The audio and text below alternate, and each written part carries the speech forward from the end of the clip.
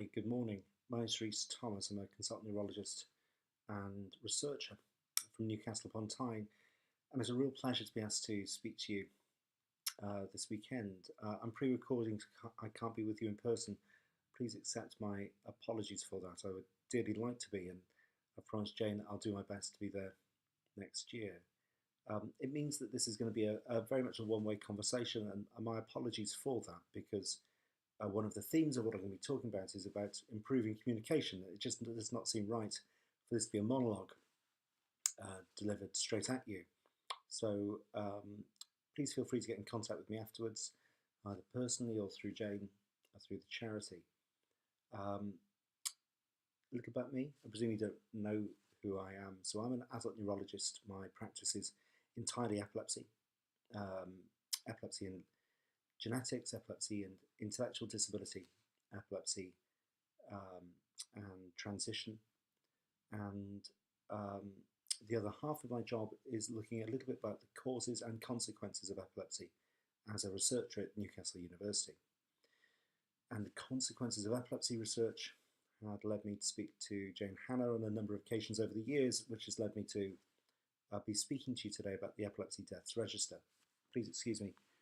I have a frog in my throat, and this is water, not gin. I promise.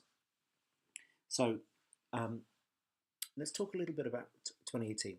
Let's talk a little bit about why I think 2018 is going to be a really important year for people with epilepsy and advocates for people with epilepsy too.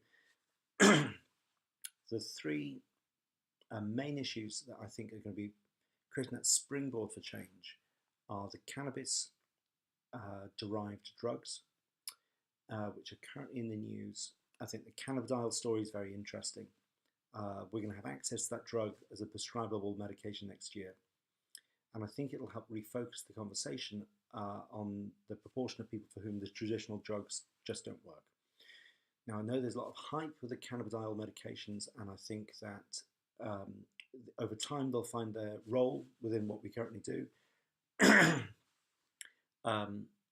But because they've got so much press coverage and because they are an exciting agent, I think they're interesting. I think the second thing, perversely, and I know speaking to this audience it is perverse, is the report into the excess of neurological deaths that Public Health England produced this year. And you may have seen this. This is a report put together by statisticians, doctors, and public health doctors who are trained in both, if you like, looking at the proportion of deaths for which a neurological diagnosis was listed on the death certificate. That's a standard way of doing it. And if you're seeing more deaths listed in that way, they're either there's either more diagnoses, people more aware of it, we're getting better at diagnosing it, or perhaps we're getting better at labelling things that already existed. For example, Alzheimer's, people might have died with dad's memory's not so good, and now they're diagnosing with dying with a diagnosis of dementia and Alzheimer's dementia, and that's why it's on the death certificate. But I don't think that's the case with epilepsy. We've not changed what we call it, how we diagnose it, or how we talk about it. It could be that there are fewer deaths for other reasons. You've got to die of something, that's why we see it, but we are not seeing fewer cancer deaths or fewer accidental deaths, so I don't think that's the reason. So one of two other things are happening. Either there is an excess of epilepsy deaths identified and it's going up over years, and if that's the case, that's very significant. Or we've suddenly started putting it on death certificates, and we've previously not listed epilepsy before. And if we have, that might be a good thing. That might be a better recognition of it, and that might be the first step into really recognising which deaths could be preventable. That's our epilepsy-associated deaths. So what I said was the one of the interesting things to come out of that, by interesting I mean important, is the way that there was an excess of epilepsy-associated deaths in areas with greater deprivation. Now we know about the relationship with epilepsy and deprivation. It's linear, so the more deprived you are, the more likely there's been lots of epilepsy in that area. We did a study looking at people with epilepsy across England, adults on one drug was the definition of epilepsy that we used. And on average, it was 0.75% of people met that definition. But it was non-uniform. Just as you imagined, the more deprived areas, the higher the rates of epilepsy. So when I talk about deprivation, it's not just poverty, it's crime, it's pollution, it's poverty, it's access to healthcare, it's access to housing, it's lots of different things. So if you take an area like Chelsea and Westminster in London, very affluent, they had a prevalence of epilepsy that wasn't at 0.75%, it was at 1/3 so much lower. But if you look at the most deprived areas, such as some of the more difficult parts of Blackpool, that 0.75% had gone right up to 1.75%. So a huge increase. So it could be that the excess of epilepsy-associated deaths in deprived areas shown by the report, it just reflects there's more epilepsy there. Or it could reflect that there's a double whammy. You're more likely to have epilepsy in those areas and you're more likely to succumb to an epilepsy-associated death. And if that's the case, or if either of the case, really, we need greater support targeted to those areas. We need more epilepsy specialist nurses. We need epilepsy specialist nurses who are trained to talk about SUDEP and modified SUDEP risk. We need more community pharmacists checking prescriptions, making sure people are picking up prescriptions and making sure medications are tolerable. We need more community teams for intellectual disability, for suicide prevention. We need more psychologists. And then I said there were 3 things in 2018. I think for me the third, or the first really, if you think about it in terms of most important, and I know it's perverse talking to this audience, is the epidemic crisis that you may have read about, you might be aware of, that came in 2 waves.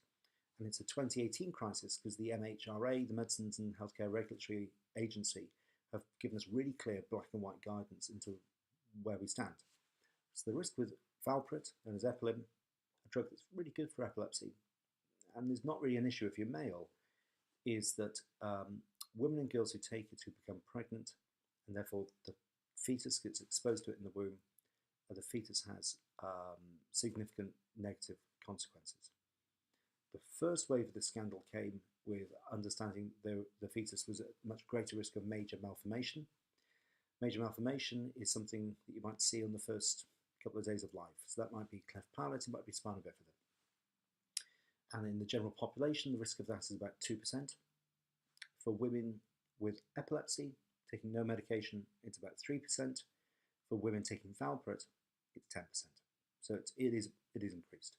And I say about 10% because it depends on how much the drug you take, what you're taking it with, how long you take it for, whether you've previously had a child with a malformation. And I think that wave made people blind to the second wave, and the second scandal was harder to see because it wasn't as obvious as spina bifida, and it was a little later. So those were learning problems in the children exposed to valproate. But the scale of the problem was much larger. This was 30 to 40% of kids exposed to valproate having a learning problem, some of which might be intellectual disability, some of which might even be autism. And these aren't just problems that you'd see if you're doing psychological testing. These are problems that would affect schooling, school grades over time too. So this is a real problem.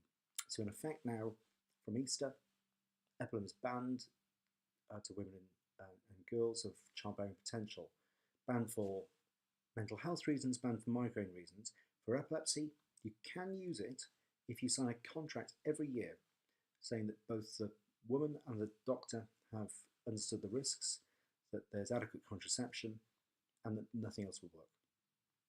And the reason why I mention this is to get these data, to get the figure of 10% and 2% and 3%, and to understand the risks, we needed data, and the data had to come from the community, and women who had had adverse events in pregnancy, they didn't come around very often, and so a registry was the right way of doing it. And the Epilepsy and Pregnancy Register is really much the cousin, older cousin, the cousin of the Epilepsy Deaths Register.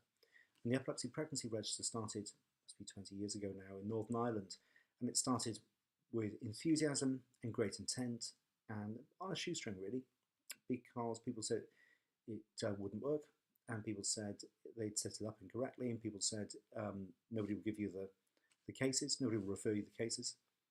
And they listened to that advice, and they did it anyway, and they were right. They were right to start it.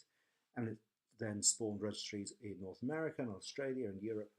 But the data that changed practice, the data that allowed us to give this information to the women at RC, came from the UK, came from people setting up a registry, came from collecting patient stories, really. So a lot of what we understand about risk, about SUDEP, comes from looking at big data sets in the population. And that's because although there are an estimated 21 associated epilepsy deaths a week, in my practice in the Northeast, if I wanted to start to keep a registry of those deaths, it would take me many years to get to 10, 20, 30 deaths. And that's why when you want to look at risk factors, people look at population data that come from big population databases. They're great. The data they get from that is great, but it doesn't allow you to look at individual stories. If there's something happening to 5, 10, 15% of the population, they get missed in this big homogenized group. And that's important because we know that epilepsy is not one condition. We know that what causes epilepsy is myriad. We've got a pretty good feeling that SUDEP's not one condition, and so there's no reason why there should be one experience or one risk factor or one uniform set of scales or a ranking. And what the Epilepsy Deaths Register has allowed is the other part of the conversation. It's what's missed with this kind of global registry, this kind of global database. So from these kind of databases, you can pick up information about medication and age and sex and things like that. Not so much about circumstance, not so much about bereavement, the consequences of bereavement, not so much about communication. I think the other thing that the big population studies do, it breaks everything down to numbers and percentages and risks, and therefore I think it loses a lot of its emotional impact. It loses a lot of its heft, whereupon the Epilepsy Deaths Register has a real emotional hit.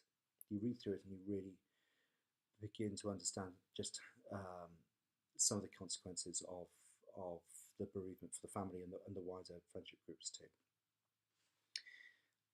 So the Epilepsy Death Register was started by SUDEP Action in 2013, and it was it's an online platform. It takes about half an hour to fill in. People can register at any point after the death, and it could be registered by 2 or 3 people within a family group, and that's not a problem. It's primarily aimed at a UK and to a lesser extent an Irish audience, but registrations from overseas are accepted as well. The people who are entering the data appear to be motivated. Most people start data entry, go right the way through and answer all the questions.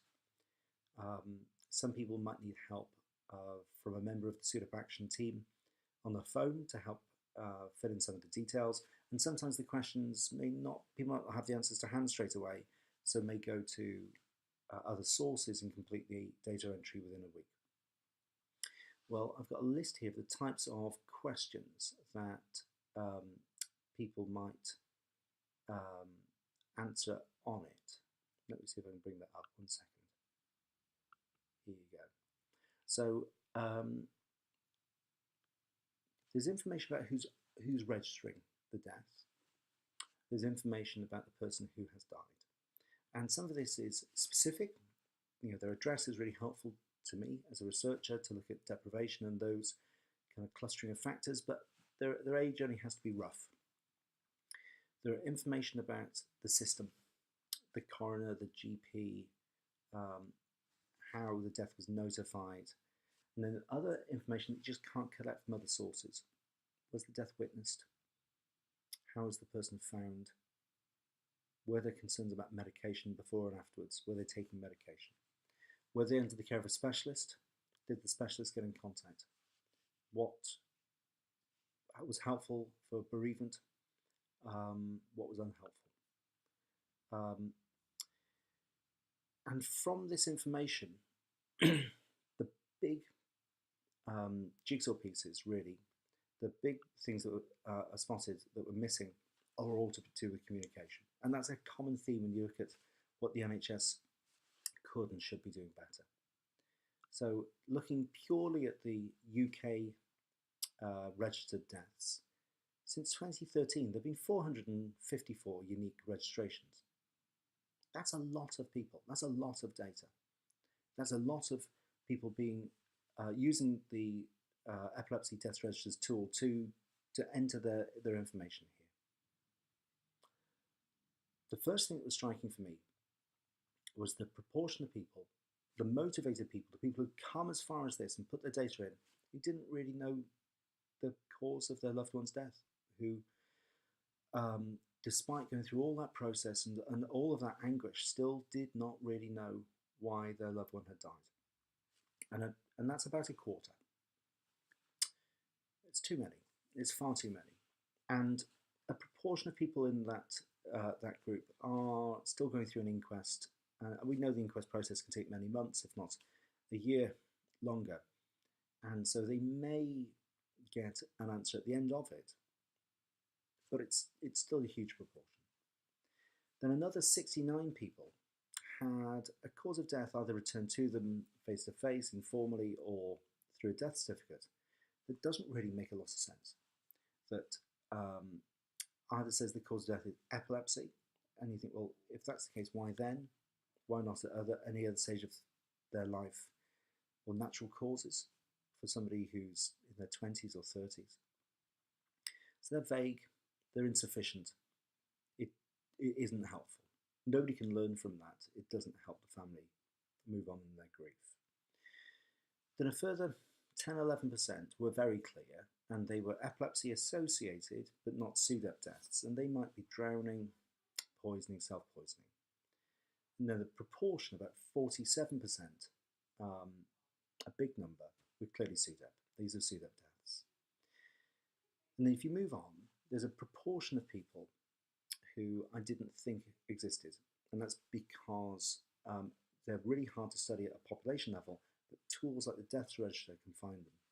And that's the proportion of people who died without receiving an epilepsy diagnosis yet. And I think it's fair to say that if you haven't been formally told you've got epilepsy, then no one's had the SUDEP conversation with you. You don't know your risks, you don't know what to modify, your family don't know the risks. This is going to be a really tragic out of the blue death. And I think if you're undiagnosed, it's fair to say you're likely to be in the early stage of your epilepsy journey. So I think that would be a very sudden and very shocking death. That's 25 people. That's 8.5% of people. And of that proportion, of that group, half of them were seeing a specialist. So it wasn't that they hadn't sought adequate help. It wasn't that they weren't seeing the right people. And overall, about 3/4 of people were seeing an epilepsy specialist at the time of their deaths. It wasn't as if they tumbled out of better services and into other services either. I guess the other big communication gap is the proportion of people who were just never contacted by their doctor or nurse. Nearly 70%, nearly 7 out of 10, did not receive an invitation to discuss the death or the circumstances of the death with their doctor or nurse. And I think, I don't know, it doesn't come from the Epilepsy Death Register, my feeling is a proportion of that will be relatively old school male doctors who don't have great communication styles, great communication strategies, don't know what to say, shy, embarrassed, and just can't find a way of saying, I'm really sorry for your loss. I think there's a small proportion. I think the much bigger proportion is that we don't get told. And I think this is something that we really want to build into a big theme from, we talk about notifying a death. I think we need to notify the team as well, the doctors and nurses. I see so many people who think, well, I don't see SUDEP deaths, and they believe that their practice is different or special, or they believe that we don't see SUDEPs in paediatrics, we don't see SUDEPs in intellectual disability, we don't see SUDEP in the Northeast, for example. And it's not because they don't exist, it's because we don't get notified. I speak to colleagues overseas who are saying, well, we don't see SUDEP in the country that I was visiting. Well, you will, and you do, but you probably don't get notified. And I think we can start to have a standardised practice about how we communicate with families and make ourselves available to families after a death. Of the people who are reporting a death, half didn't know that epilepsy could kill, that epilepsy could leads to a premature death. That's a different type of communication. I never really stress, I've got to be honest, I never really stress when I have the SUDEP conversation with the individual in the room. Would you like to share this with your family? Is there something your family might want to know? I think the evidence is the family do want to know, and I probably should coax them into having a wider discussion. And coming to the end of the descriptive data, between 5 and 6 out of 10 people never really understood the circumstances of their loved one's death, even if they were witness to it. It's really sobering. It's really upsetting. If this is what rock bottom looks like, then it's up from here. What can we do to help? I think there already is great work in trying to engage coroners to better understand the circumstances where they can label a sudden death a SUDEP death. If the word SUDEP is used appropriately, I think most families in the UK would find SUDEP action. I think they would. I think if they find SUDEP action, they find the Epilepsy Deaths Register. I think if you find the register, then we need a way of reporting back the deaths to the clinical teams with none of the information that the families put in there, just saying, did you know that there have been 5 deaths in Tyne and Weir? Or that there are 2 in paediatrics and 2 in adult practice. And I think we should have a way of just notifying clinicians that their patient has died. As simple as that. Not who registered it, not the consequence of it, not how it's affected the family. I think just simply saying your patient has died and then cascading it out within regions through a number of SUDEP champions within the UK. And I think early communication with the family and making ourselves available to discuss the circumstances, how we feel, what we could have done differently, to work as an advocate on behalf of the families as we would have been an advocate on behalf of the person with epilepsy. I think it's the minimum that we should be doing, and it should be enshrined as a standard of care. And then the Epilepsy Death Register will continue to have registrations over time. And I think very soon we'll see a doubling in the number of registrations. This will allow us to do a number of things. It will allow us to look at new risk factors, new associations to do with lifestyle, to do with other factors. It'll also allow us to look at subpopulations such as those people who had not received an epilepsy diagnosis prior to death. It will also allow us to look at the factors that predict a really nasty bereavement reaction. Factors that really would suggest that people are going to have a really potent and damaging grief process. Because there's no shirking away from the fact that it can take a long time to acclimatise oneself and grow and be able to move and transition after an epilepsy associated death. I've not experienced that. I can't claim to have done. I've got people with epilepsy in the family, and the nearest I come to it, I guess, beyond bereavements in my family are when we have a death, and it does affect the team. It really does affect the team. We really root for people. We really care for people, and we're really affectionate for all the people that we look after. And it just seems so sudden. it feels so arbitrary, and we have so much guilt, feeling what could we have done differently. So that's the nearest window I have into what a family may feel, or the beginning of what they may feel. And that's partly my motivation here in trying to help support the Epilepsy Death Register, in wanting to make it useful for both bereaved families, for clinicians in the UK, and wider, because undoubtedly this model will be copied. Like the Epilepsy Pregnancy Register, this will be seen as the jewel in the crown of UK epilepsy, of SUDEP Action's work, and when it is a success now, when it's seen to be a continued success, it will be used in a similar way by many teams. And I think the more we can do to communicate better, communicate risk and modify risk, then we really will be helping to remove a number of the inequalities and reduce the risk of epilepsy-associated death. It's really humbling to address this audience, particularly on this topic.